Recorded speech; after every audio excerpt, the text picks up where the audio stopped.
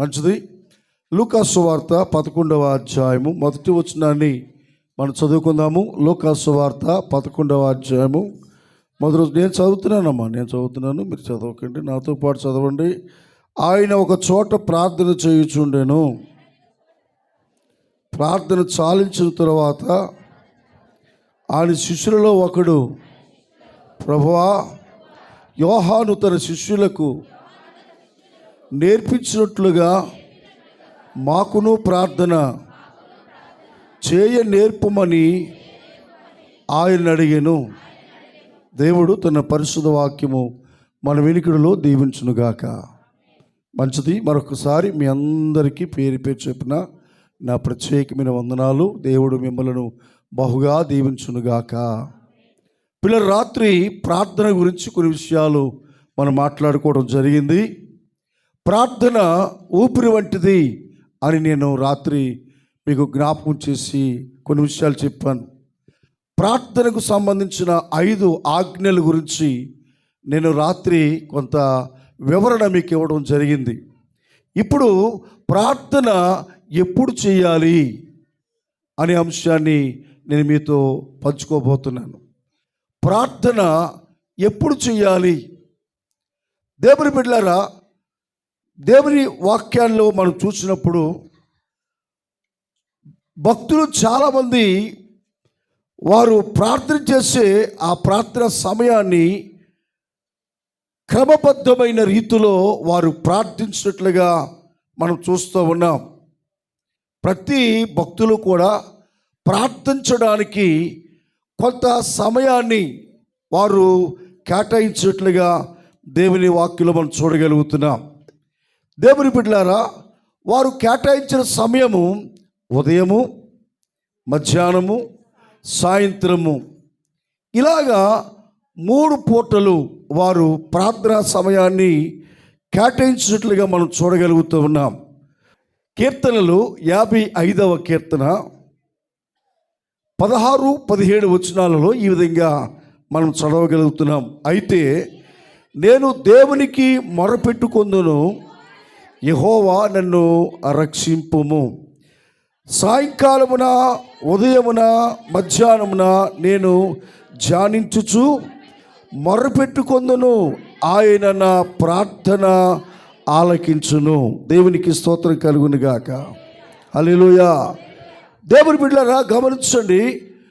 దావీదు తన యొక్క జీవితంలో ఒక ఆశీర్వాదకరమైన తీర్మానాన్ని తీసుకున్నట్లుగా మనం చూస్తూ ఉన్నాం. ఏమిటా తీర్మానము? దేవా, నేను నీకు మొరపెట్టుకొందును. మొరపెట్టుకోవడం అంటే ఏంటి? ప్రార్థన చేయడం. చెప్పండి, మొరపెట్టుకోవడం అంటే ఏంటి? ప్రార్థన చేయడం.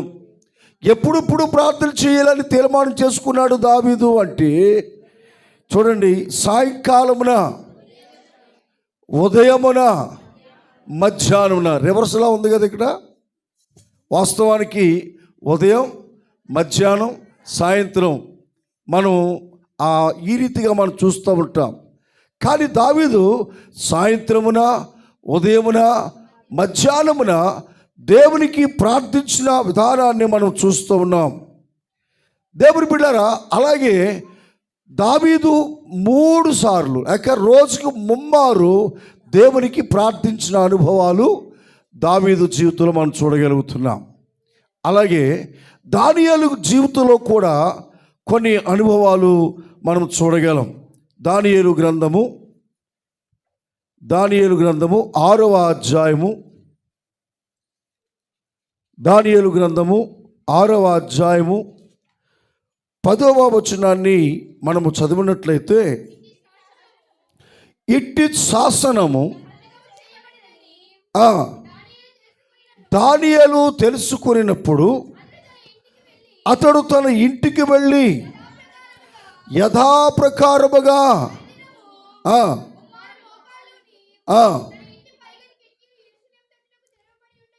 యెరూషలేము తట్టు తెరవబడి ఉండగా దేవునికి ప్రార్థన చేయుచు ఆయన్ని స్తుతించుచూ వచ్చెను. హల్లెలూయా. దానియేలు కూడా రోజుకి ఎన్నిసార్లు ప్రార్థన చేస్తున్నాడు? ముమ్మారు అంటే 3 పర్యాయాలు ప్రార్థన చేస్తున్నాడు. చాలామంది భక్తులు ఉదయం తెల్లవారుజామున 4 గంటలు లేచి 5 గంటల వరకు ప్రార్థన చేస్తారు. మధ్యాహ్నం 3 గంటల నుంచి 4 గంటల వరకు ప్రార్థన చేస్తారు. ఇవి ప్రార్థనా సమయాలు. 4 గంటలు తెల్లవారుజాము 4 గంటలకు ఎందుకు అంటే తెల్లవారుజాము 4 నుంచి 5 వరకు దేవదూతలు తిరిగే సమయం. అందుకని ఆ సమయంలో భక్తులైన వారు లేచి ప్రార్థించడానికి వారు ఇష్టపడతారు. మరి మధ్యాహ్నం 3 గంటలకు ఎవరు తిరుగుతారు? అప్పుడు కూడా దేవుని దూతలు తిరిగే సమయం. మధ్యాహ్నం 3 గంటల నుంచి 4 గంటల వరకు కూడా దేవుని దూతలు తిరిగే సమయం. మరి సాయంత్రము కూడా దేవుడితో గడిపే సమయాన్ని మనము కేటాయించుకోవాలి. కాబట్టి దానియేలు ముమ్మారు దేవునికి ప్రార్థన చేస్తే దావీదు కూడా ముమ్మారు దేవునికి ప్రార్థన చేసిన అనుభవాలు చూస్తూ ఉన్నాం. దేవుని బిడ్డలారా, ఒక క్రమబద్ధమైన ప్రార్థన ప్రభువే మనకు నేర్పించాడు. ప్రభువే మనకి మార్గదర్శిగా ఉన్నట్లుగా మనం చూస్తున్నాము. యేసుక్రీస్తు ప్రభువారు కూడా మనకు ఒక మాదిరికరమైన అనుభవాన్ని మనకు నేర్పించారు. యేసు ప్రభువారు మరి సశరీరుడిగా ఉన్న దినాలలో యేసుక్రీస్తు ప్రభువారు కూడా ప్రాంతకాలము అంటే ఉదయకాలమే లేచి ఆయనకు ప్రార్థించే అలవాటు కూడా ఉంది. మార్కు సువార్త 1వ అధ్యాయము 35వ వచనం చదువుదాం. మార్కు సువార్త ఆయన పెందలకడనే లేచి ఇంకా చాలా చీకటిగా ఉన్నప్పుడే బయలుదేరి అరణ్య ప్రదేశమునకు వెళ్ళి అక్కడ ప్రార్థన చేయుచుండెను అని వ్రాయబడింది. దేవుని బిడ్డలారా, యేసుక్రీస్తు ప్రభువారు మనకు ఒక మోడల్ చూపిస్తున్నారు. ప్రాంతకాలము అంటే దేవుని బిడ్డలారా ఉదయకాలమే 4 గంటల నుంచి 5 గంటల వరకు కూడా దేవునితో గడిపే సమయం. ఏమండి, ఆ ప్రాంతంలో లేక ఆ సమయంలో వాతావరణం అంతా ఎలా ఉంటుంది? ప్రశాంతంగా ఉంటుంది కదా. ఎలా ఉంటుంది? ప్రశాంతంగా ఉంటుంది. రెండవది, మనం పడుకుని అప్పుడే లెగుస్తాం. మైండ్ కూడా ఎలా ఉంటుంది? ఫ్రెష్గా ఉంటుంది. ఏమండి, స్వేచ్ఛగా దేవుడితో మాట్లాడగలుగుతాం. మన మనసులో ఉన్నది దేవుడితో చెప్పుకోగలుగుతాము. దేవుడు కూడా మనతో మాట్లాడటానికి అది అనుకూలమైన సమయం. దేవుని బిడ్డలారా, ప్రార్థన చేసిన తర్వాత మనం వెంటనే ముగించి లేచిపోకూడదు. ప్రార్థన చేసిన తర్వాత కొన్ని నిమిషాలు లేక కొన్ని సెకండ్లు మనము కనిపెట్టే సమయంలో ఉండాలి. ఏం చేయాలండి? కనిపెట్టాలి. ప్రార్థన 1 గంట చేసిన తర్వాత ఒక పావు గంట అరగంట కూడా మౌనముగా మనము కనిపెట్టినప్పుడు దేవుడు మనతో మాట్లాడతాడు. దేవుని స్వరం మనకు వినిపిస్తుంది. దేవుని దర్శనాలు మనం చూడగలుగుతాం. దేవుని ప్రసన్నత మనం పొందగలుగుతాం.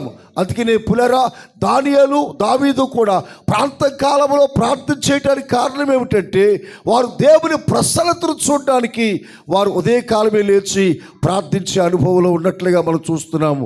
అలాగే యేసుక్రీస్తు ప్రభువారు కూడా ఉదయకాలమే లేచి ప్రార్థించే అనుభవంలో ఆయన ఉన్నారు. అందుకనే మనం మార్కు సువార్త చూస్తే ఆయన ఇంకనూ చీకటిగా ఉండగానే, ఏమండి ఇప్పుడు చీకటిగా ఉండగా అంటే ఎప్పుడు ఏ సమయం అది?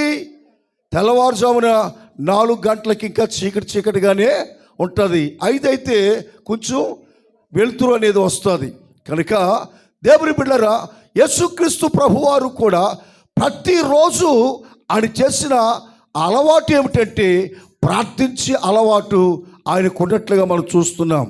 రెండవది, ఆయన రాత్రంతా కూడా ఆయన ప్రార్థన చేసే అనుభవం ఉంది. చూడండి, లూకాసు సువార్త 6వ అధ్యాయము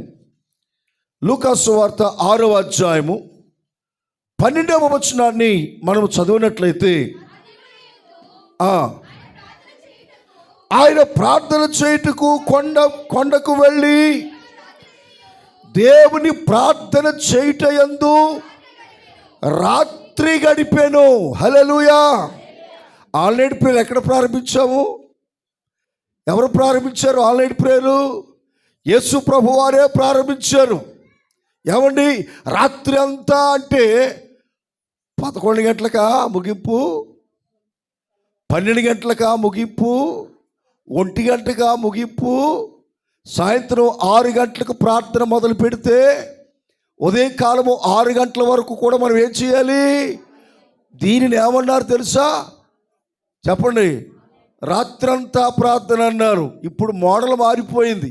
9 గంటలకు వస్తున్నారు, 12 గంటలకి ముగించేసుకుని వెళ్ళిపోతున్నారు. ఇంకా ముగించలేదనుకోండి, ఏమైపోతున్నారు? తోటకూరలాగా ఏలబడిపోతున్నారు. దేవుని బిడ్డలారా, రాత్రంతా దేవుడితో గడిపే అనుభవములో మనం ఉండాలి. మోషే రాత్రంతా దేవుడితో గడిపాడు. 40 రాత్రులు దేవుడితో గడిపిన అనుభవము ఎవరికి ఉంది?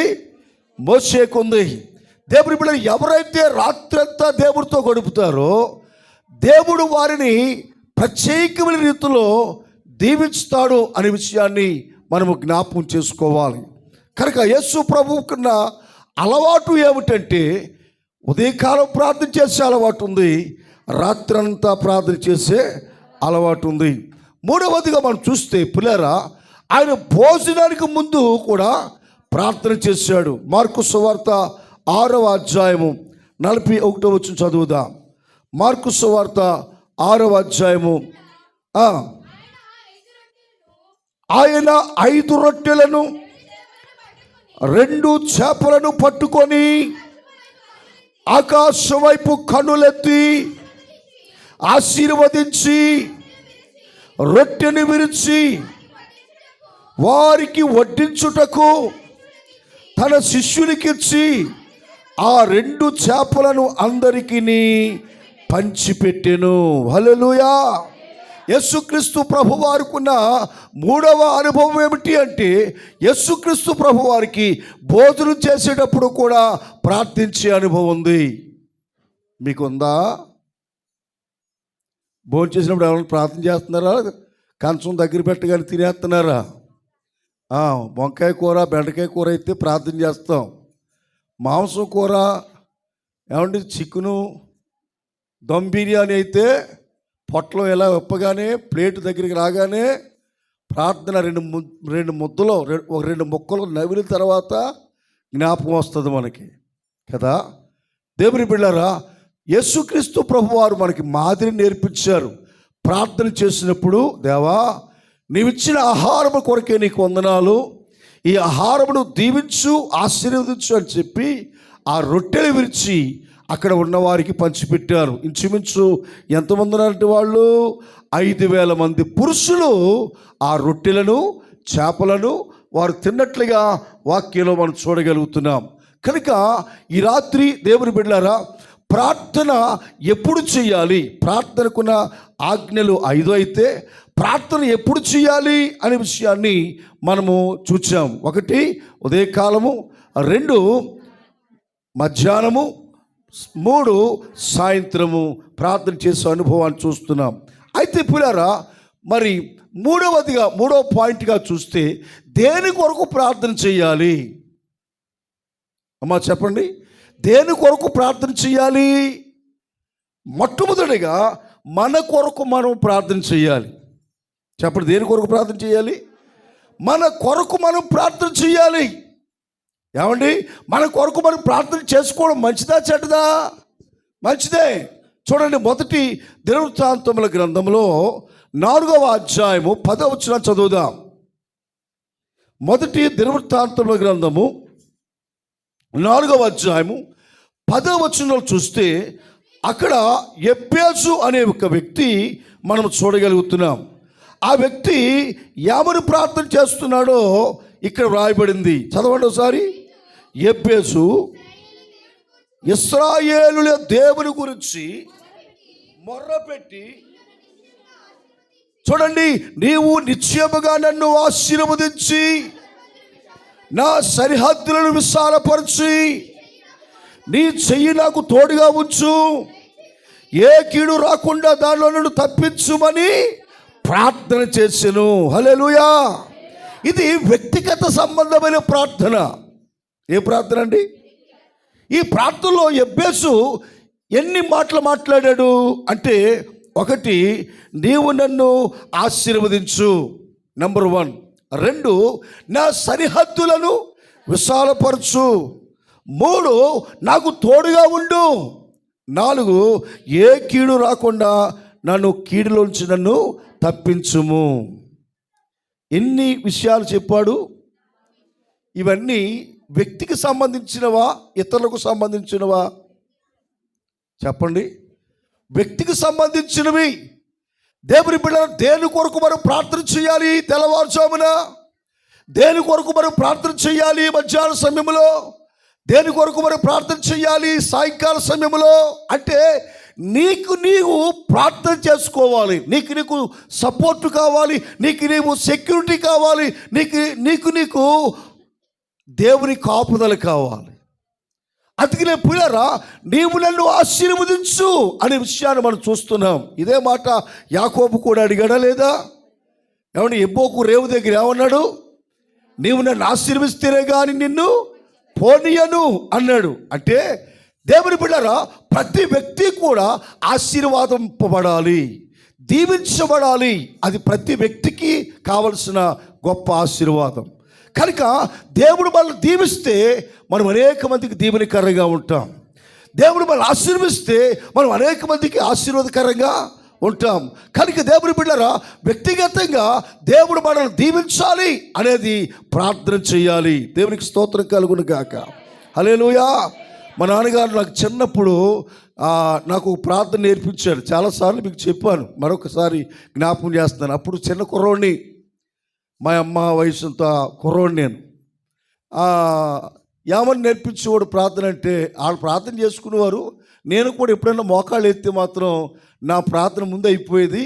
అయిపోయిన తర్వాత నా డ్యూటీ అయిపోయిన తర్వాత నేను ఎక్కేయాలి. డ్యూటీ ఎక్కేయాలి. ఏ డ్యూటీ? పడక డ్యూటీ ఎక్కేయాలి. అంచేత ముందు నా చేత ప్రార్థన చేయించేవాడు. ఏంటి?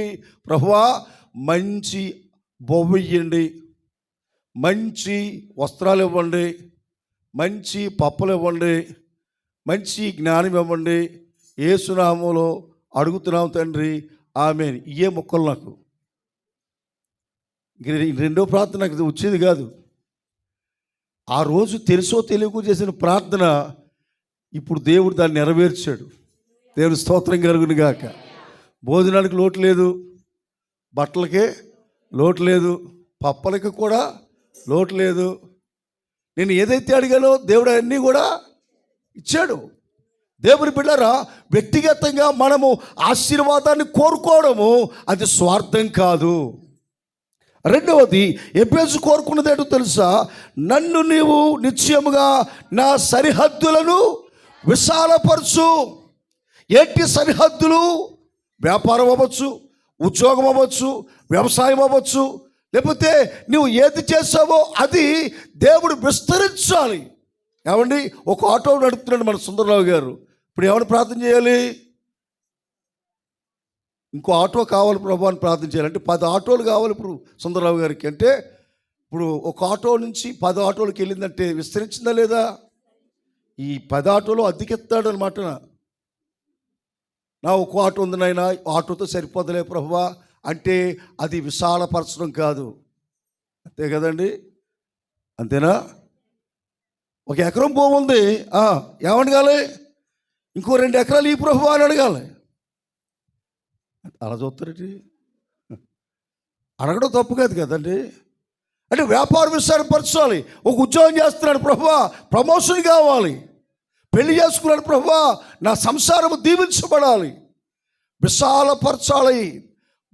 మన సంసారాన్ని విశాలపరచాలి, వ్యాపారాన్ని విశాలపరచాలి, మన కష్టార్జితాన్ని కూడా దేవుడు విశాలపరచాలి, ఆశీర్వదించాలి. మనం తెచ్చేది 100 రూపాయలు తెస్తున్నాం, ఆ 100 రూపాయలు దేవుడు 1000 రూపాయలుగా ఆశీర్వదించాలి ప్రభువా అని మనం దేవుని దగ్గర ఏం చేయాలి?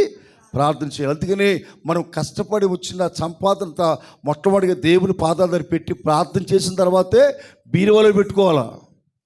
చాలామంది ఏం చేస్తారు? కూలి పని తీసుకోగానే జేబులు పెట్టేసుకోవడం, బజార్కి వెళ్ళిపోవడం, కావలసి కొనేసుకోవడం, వాడేసుకోవడం. అది ఆశీర్వాదం రాదు. నీవు కూలి పని అందుకున్నా, ఉద్యోగం అందుకున్నా, ఒకవేళ ఏ వ్యాపారంలో నీకు లాభం వచ్చినా మొట్టమొదటిగా ఆ వచ్చిన డబ్బులు ఏం చేయాలి? యేసయ్య దగ్గర పెట్టి, దేవా నీ దయ వలన సంపాదించుకున్న ఈ 10,000 రూపాయలు నాయన నువ్వు విస్తరింప చేయ ప్రభువా అని ఆయన పాదాల దగ్గర పెట్టి మనము వాడుకుంటే మనకి ఆశీర్వాదకరం. కాబట్టి ఎబ్బేజు అంటున్నాడు, నీవు నన్ను చెప్పండి ఆశీర్వదించు.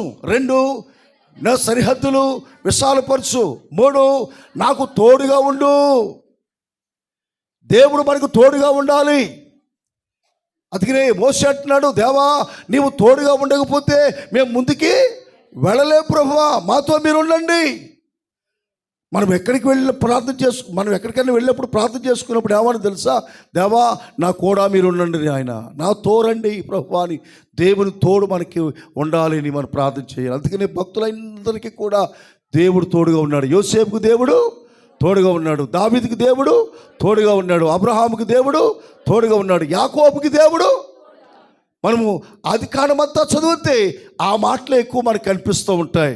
దేవుని బిడ్డరా, మనుషుల తోడు కంటే దేవుని తోడు మనకి చాలా ఆశీర్వాదాన్ని కలుగు చేస్తుంది. కాబట్టి 4వది ఏంటి తెలుసా? ఏ కీడులో నేను పడకుండా నన్ను తప్పించు అన్నాడు. ఏ కీడులో నన్ను పడకుండా తప్పించు. వ్యక్తిగతంగా మన కొరకు మనం ప్రార్థన చేసుకుంటే అది మనకి ఎంతో ఆశీర్వాదకరము. హల్లెలూయా, హల్లెలూయా. దేవుని బిడ్డరా, 1 మన కొరకు మనం ప్రార్థన చేయాలి, టైం అయిపోతుంది. 2, ఒకరి నిమిత్తం ఒకరు ప్రార్థన చేయాలి. చెప్పండి ఏంటండి? ఒకరి నిమిత్తం ఒకరు ప్రార్థన చేయాలి. యాకోబు రాసిన పత్రిక 5వ అధ్యాయము 16వ వచనాన్ని మనం చదువుదాం.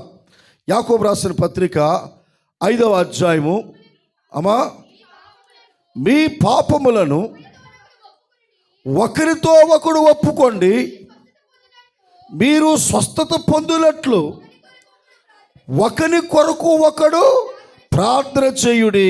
నీతిమంతుని విజ్ఞాపన మనపూర్వకమైనదై బహు బలము గలదై ఉండును. హల్లెలూయా. యాకోబు గారితో దేవుడు మాట్లాడుతున్న మాట ఏంటంటే తెలుసా? మీరు ఒకరి పాపములు ఒకరితో ఒకడు ఒప్పుకోండి. ఏమండి, ఎప్పుడన్నా మీ ఇంట్లో కానీ నీ భార్యతో కలిసి నువ్వు ఎప్పుడైనా ప్రార్థన చేసావా? నీ అన్నదమ్ములతో కలిసి నువ్వు ప్రార్థన చేసావా? సంఘంలో ఎప్పుడైనా నీ ప్రక్క వాళ్ళతో అయ్యా మరిద్దరు కూడా ప్రార్థన చేద్దామని ఒకరి చేతులు ఒకరు పట్టుకుని ప్రార్థన చేశారా? చెప్పండి. ఇక్కడ రాయబడిన మాట తెలుసా? మీరు ఒకరి తప్పులు ఒకరు ఒప్పుకోండి, మీరు స్వస్థత పొందినట్లు ఒకరి కొరకు ఒకరు ప్రార్థన చెయ్యండి. దేవుని బిడ్డలారా, మన కొరకు ప్రార్థన చేసుకోవాలి. 2, ఒకరి కొరకు మరొకరు ప్రార్థన చేయాలి. రోగులు ఉన్నారు, ప్రార్థన చేయాలి. సమస్యలు ఉన్నవారు ప్రార్థన చేయాలి. ఎవరి కష్టాల్లో ఉన్నవారు ఉన్నారు, వాళ్ళ కొరకు మనం ఏం చేయాలి? ప్రార్థన చేయాలి. దేవుని బిడ్డలారా, ఇలాగా ఎవరైతే ఉన్నారో వాళ్ళందరితో కలిసి మనం ఏం చేయాలట? ప్రార్థన చేయాలి. 3వది ప్రభు పరిచర్య కొరకు ప్రార్థన చేయాలి. దేని కొరకు ప్రార్థన చేయాలి? 2వ దశలోకి రాసిన పత్రిక 3:1 వచనం. 2వ దశలోకి రాసిన పత్రిక 3వ అధ్యాయము 1వ వచనం చదువుతాం. తుదకు సహోదరులారా, ప్రభు వాక్యము శీఘ్రముగా వ్యాపించి మహిమ పరచబడు నిమిత్తము మూర్ఖులైన దుష్ట మనుషుల చేతిలో నుండి తప్పించబడు నిమిత్తము విశ్వాసము అందరికీ లేదు. హల్లెలూయా. దేవుని బిడ్డలారా, అపోస్తలుడు పౌలు దశలోని సంఘానికి రాస్తూ అంటున్నాడు, మేము మూర్ఖులైన దుష్ట మనుషుల చేతుల నుండి తప్పించబడి నిమిత్తము, వాక్యము శీఘ్రముగా వ్యాపించు నిమిత్తము, దేవుని పరిచయ నిమిత్తము మనం ఏం చేయాలట? ప్రార్థన చెయ్యాలి. హల్లెలూయా. మనకు సంఘం ఉంది, ఇంకో సంఘం కావాలని ప్రార్థన చేయాలి.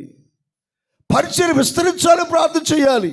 ఇందాక సుగుణ ప్రార్థన చేసింది, నూతన ఆత్మలను సంఘంలోనికి తీసుకురామని ప్రార్థన చేసింది. అంటే సంఘము ఏం చేయబడాలి? నూతన ఆత్మతో ఏం చేయబడాలి? నింపబడాలి. హల్లెలూయా, హల్లెలూయా. కనుక దేవుని బిడ్డలారా, మూడవది దేవుని పరిచయం కొరకు ప్రార్థన చేయాలి. నాలుగవది దేవుని బిడ్డలారా, వ్యాధి నిరాశలో ఉన్న వారి కొరకు ప్రార్థన చేయాలి. మీరు రాసుకోండి, చదవద్దు. యాకోబు రాసిన పత్రిక 5వ అధ్యాయము 13 నుంచి 16 వచనాలు మనం చూడగలుగుతున్నాం. ఐదవది దేవుని బిడ్డలారా, ఎవరి కొరకు ప్రార్థన చేయాలంటే పాపములో చిక్కుకున్న వారి నిమిత్తము ప్రార్థన చేయాలి. ఎవరి నిమిత్తం ప్రార్థన చేయాలి? పాపములో చిక్కుకున్న వారి నిమిత్తం ప్రార్థన చేయాలి. 1 యోహాను పత్రిక 5వ అధ్యాయము 16 వచనం. కనుక దేవుని వాక్యాన్ని మనం చూస్తే ఎప్పుడు ప్రార్థన చేయాలి, దేని కొరకు ప్రార్థన చేయాలి అనే విషయాన్ని మనం నేర్చుకున్నాం. కనుక యేసుక్రీస్తు ప్రభువారు శిష్యులు అడుగుతున్నారు, ప్రభువా మాకు ప్రార్థన నేర్పించము. కాబట్టి ప్రార్థన ఎప్పుడు చేయాలి, ఏ సమయంలో చేయాలి, దేని కొరకు చేయాలి అనేది దేవుని వాక్యం స్పష్టంగా మాట్లాడదు. కనుక ఇప్పుడు చేయన ప్రార్థన చేయడం నేర్చుకోండి. సంఘము కొరకు ప్రార్థన చేయండి, మీ కుటుంబం కొరకు ప్రార్థన చేయండి, మీ పరిచయం కొరకు ప్రార్థన చేయండి, వ్యాధిగ్రస్తుల కొరకు ప్రార్థన చేయండి, పాపములో పడిపోతున్న వారి కొరకు ప్రార్థన చేయండి. దేవుని రాజ్యం కట్టడానికి ప్రయాసపడండి. దేవుడి మాటలు దీవించును గాక. ఆమేన్. ప్రార్థన చేసుకుందాం. తల వంచండి.